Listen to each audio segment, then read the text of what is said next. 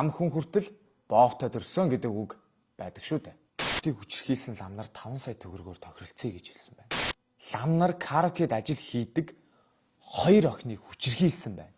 Хилчин цэрэг харуулын байрандаа өөрийгөө буудаж нас барсан байна. Юу болоод?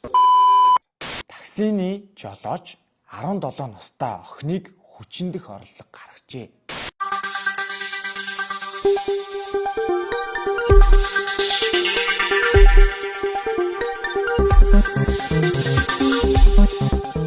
Өчигмэнд үзэгчтэй Тосон цэнгэл ньюсийн 5 гарагийн мэдээллийн хөтөлбөр эхлэхээр бэлэн боллоо.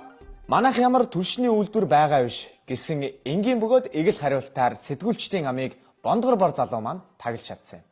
Тийм ээ. Очир дагнас компани элэгний нуугч зайдас хяан зэрэг бүтээгдэхүүнүүдээ 2018 оноос хойш гадагшаа экспортлдог болсон бөгөөд экспортынхоо нээлтэн дээр 500 м урт зайдсаар үзэгч түмэндээ бэлэг барьж байсан билээ. Тэгэхээр манайх шиг 70 сая малтай махаа яаж бүтээгдэхүүн болгохоо мэдэхгүй байгаа хүнс хөдөө аж ахуйн яамны сайд болор чулуун бүтээгдэхүүнийг яаж үйлдвэрлэж экспортод гаргадаг гэдгийг энэхүү бондгор бор залуугаас харж болно.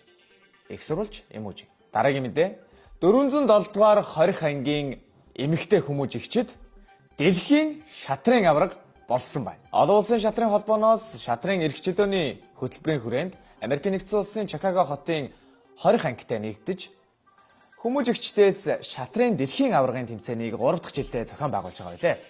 Энэхүү тэмцээнд манай эмэгтэй баг тамирчид 407 дугаар ангийн эмэгтэй хүмүүжигчид 2 дахь жилдээ дэлхийн аварга болоод байгаа юм а. Дараагийн мэдээ.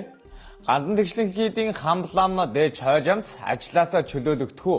Буян хураалж бурхан чуулуулдаг гандан тэгшлэн хийд хормойн дон шүглсэн гэж донтнуудын үүрүү гэдэг эргэлзээ төрөөд байгаа билээ. Огтыг хүчирхийлсэн лам нар 5 сая төгрөгөөр тохиролцъё гэж огтуудад санал тавьжээ. Юмыг яаж мэдхэвдээгээд лам хүртэл боовтой төрсөн гэдэг үг үнэн болж байх шиг байна. Нийгмийг бид шампундах болно, нийтээрээ тархиа цэвэрлэх болно. Төмөн бидний талд байхад төмрийг энд асаах болно. Сэтгүүлч Нямдорч 300 г студиэс мэдээллээ.